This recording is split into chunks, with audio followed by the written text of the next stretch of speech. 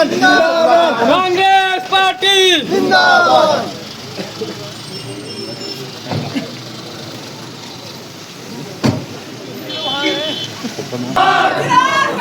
जिंदाबाद कांग्रेस पार्टी जिंदाबाद। कांग्रेस पार्टी जिंदाबाद। कांग्रेस पार्टी जिंदाबाद। चिराग प्रधान जिंदाबाद। चिराग प्रधान जिंदाबाद। चिराग प्रधान जिंदाबाद। कांग्रेस पार्टी जिंदाबाद। कांग्रेस पार्टी हम तुम्हारे साथ हैं। चिराग तुम संघर्ष करो। हम तुम्हारे साथ हैं।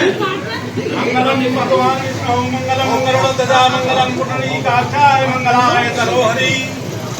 कांग्रेस पार्टी कांग्रेस पार्टी कांग्रेस सरकार कांग्रेस सरकार। नमस्कार, मैं चंद्रशेखर जोशी देवभूमि टुडे में आपका स्वागत है।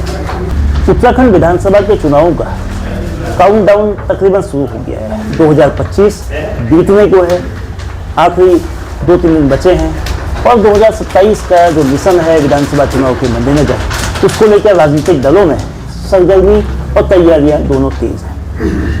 कांग्रेस पार्टी ने प्रदेश स्तर पर नेतृत्व में बदलाव किया, नया अध्यक्ष बनाया। गणेश गोदियाल के नेतृत्व में कांग्रेस 2027 का चुनाव लड़ेगी और इसी तरह से तमाम जिलों में भी नेतृत्व परिवर्तन हुआ। कांग्रेस ने चंपावत जिले में जो बेहद महत्वपूर्ण, राजनीतिक रूप से बेहद संजीदा जिला है, मुख्यमंत्री पुष्कर सिंह धामी का निर्वाचन क्षेत्र वाला जिला है, उस जिले में युवा चेहरे को अपना मुखिया बनाया है। संगठन के स्तर पर चिराग फटियाल को नया अध्यक्ष बनाया है।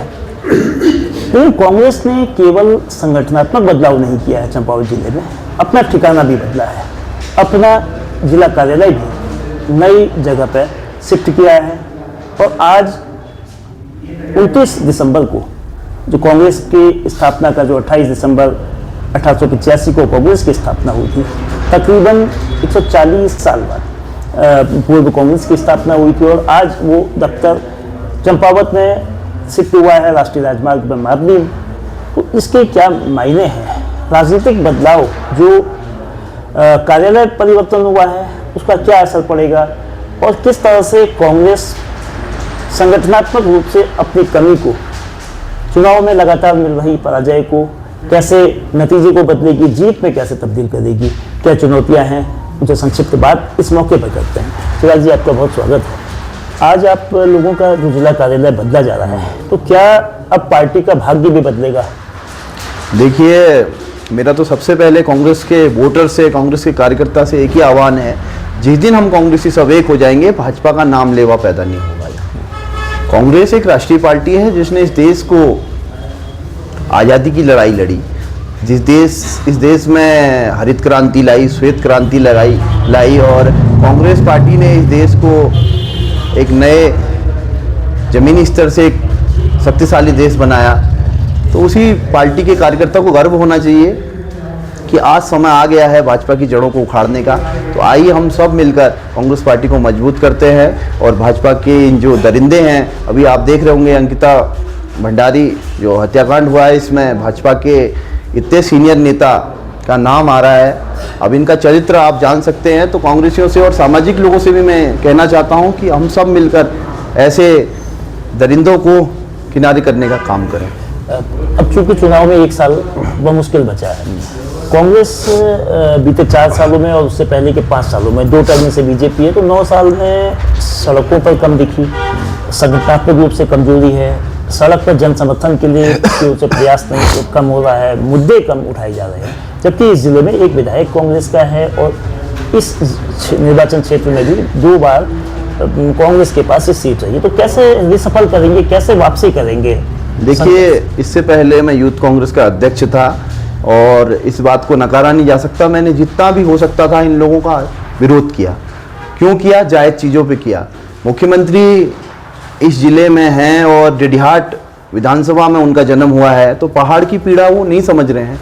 पहाड़ में जन्म लिया उन्होंने, पहाड़ के जो बेरोजगार हैं उनकी समस्या को आज उन्होंने देखते हुए, जो कैलाश गहतोड़ी जी पूर्व विधायक थे, उन्होंने सिटकुल की जो घोषणा की थी बनबसा या टनकपुर में, तो उसको इन्हें अतिशीघ्र पूरा करना चाहिए। और हमारा जो लगा हुआ क्षेत्र है चंपावत से पिथौरागढ़, अल्मोड़ा, बागेश्वर, नैनीताल, इन सारे युवा हमारे जो है ये अगर सिटकुल लगता तो एक धामी जी का नाम भी रहता जैसे एनडी तिवारी जी का नाम है। तो बाकी विरोध की बात जहाँ तक है तो कांग्रेस पार्टी हम सब एक हैं और हम लोग विरोध करते आए हैं और भविष्य में भी गलत नीतियों का इनका विरोध करेंगे। इस तरह की बातें आती हैं, इस तरह के आरोप लगते हैं कि कांग्रेस में संगठनात्मक रूप से मजबूती इसलिए नहीं है, गुटबाजी भी बहुत है।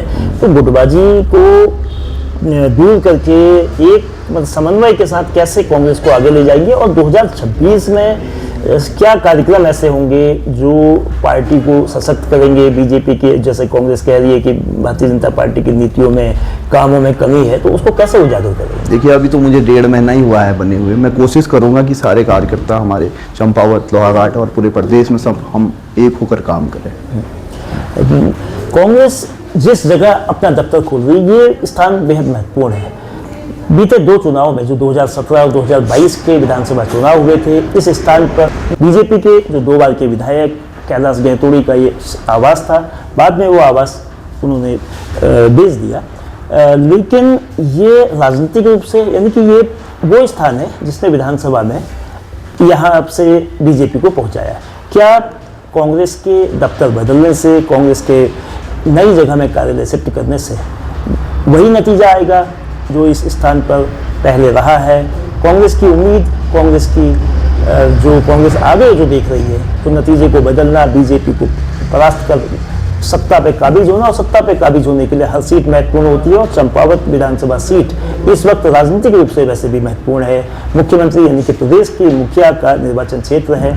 बेशक कांग्रेस के सामने चुनौतियां हैं, लेकिन कांग्रेस का इस क्षेत्र में जनाधार रहा है। 2 बार वो यहाँ से विधानसभा में पहुंची भी है, 2002 और 2012 में, और 2022 के चुनाव में भी उसने कांटे की टक्कर दी थी। बेशक 2022 का जो उपचुनाव हुआ था उसमें उसको करारी शिकस्त मिली थी। मुख्यमंत्री पुष्कर सिंह धामी ने एक तरफा मुकाबले में निर्मला गहतोड़ी को बड़े अंतर से हराया था, लेकिन परिस्थितियाँ बदली हैं और जो एंटी इनकम्बेंसी का लाभ उठाते हुए संगठन की कमियों को दूर करके जमीनी स्तर पे जो जनमुद्दे हैं, जैसे अभी अंकिता भंडारी प्रकरण की बात जिला अध्यक्ष चिराग फतेयाल ने कही, ऐसे तमाम मसले हैं।